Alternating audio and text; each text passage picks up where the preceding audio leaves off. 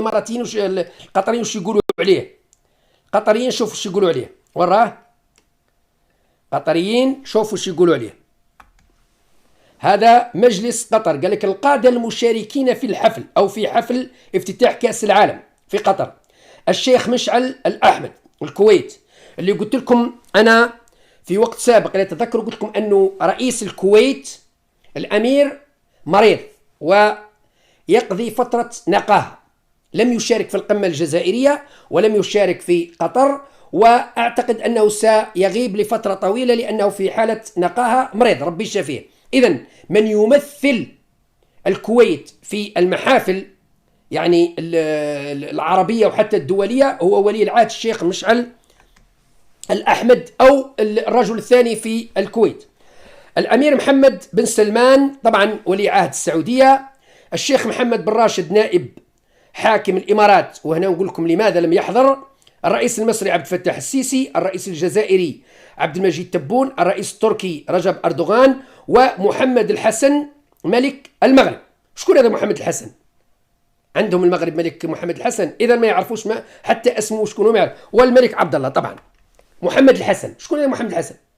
يعني هنا يا إما خطأ مطبعي فقط من مجلس قطر ما عرفوش يعني يسموه، أو متعمدين، معناتها ملك المغرب ما نش عارفين حتى وشكون هو، راح يحضر، ما راح يحضر واحد ما على بالناش شكون هو، علما وأنه لم يحضر أي ممثل رسمي مغربي.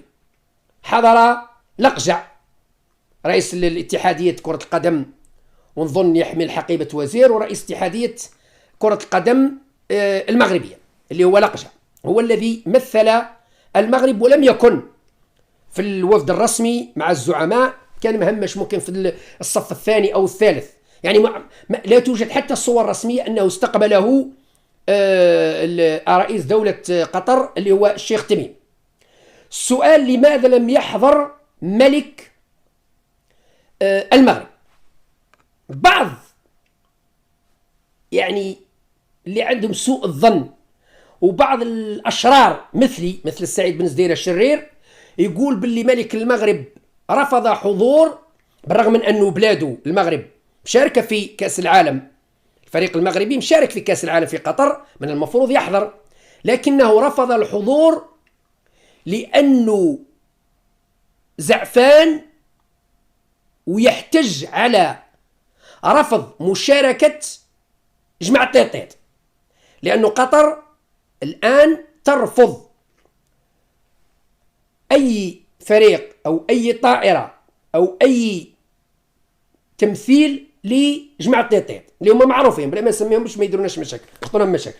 جماعة طيطيط رفضتهم قطر ورفضت أمور كثيرة راح الآن نتكلم عليها من بين الأمور اللي عجبتني. إذا ملك المغرب قال لهم لا، هذا جماعتي في هولندا ونعرفهم وصحابي وفي الألمان وكذا، كيفاش ترفضوهم يحضروا؟ إذا أنا ما نحضرش. احتجاجا على رفض قطر استقبال طيطيط رفض الملك المغربي الحضور. هذا كلام الأشرار، الناس الخبثة.